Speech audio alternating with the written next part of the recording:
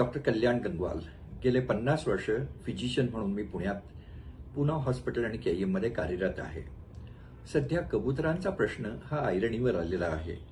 मुंबईत त्याच्या विरोधात आणि त्याच्या बाजूनी आज लोक आवाज उठवत आहेत. एक डॉक्टर या नात्याने मी आपल्याला सांगू इच्छितो की कबुतरं ही आरोग्याला घातक आहेत.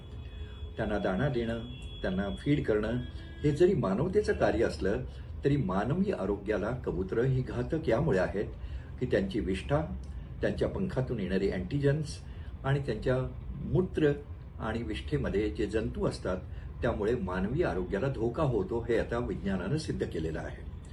आज ज्या दाट लोकवस्तीत ही कबुतरं मोठ्या प्रमाणात दिसतात, जिथे कबुतरखाने आहेत आणि ज्या ठिकाणी ही कबुतरं निळ्या घरांमध्ये देखील दिसतात, तिथे या रोगांचं प्रमाण वाढत चाललं आहे आणि याच्यातून सगळ्यात होणारा भयानक रोग म्हणजे क्रॉनिक इंटरस्टिशियल फायब्रोसिस.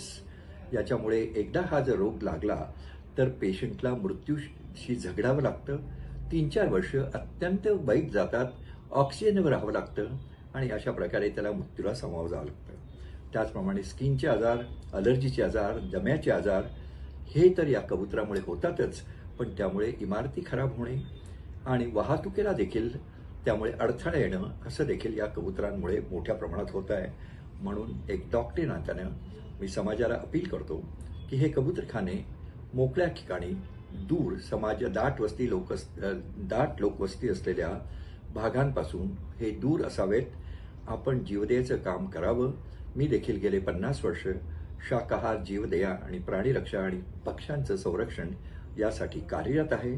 पण मला मानवी आरोग्य हे कबुतरांपेक्षा जास्त महत्त्वाचं वाटतं आणि म्हणूनच हे रोग टाळण्यासाठी आपण थोडा प्रयत्न करूया आणि कबुतरखाने हे दाट लोकवस्तीपासून दुसरीकडे हलवूया, मोठ्या गार्डन्समध्ये हलवूया की ज्यायोगे आपण जीवदयेचं काम देखील करू शकाल.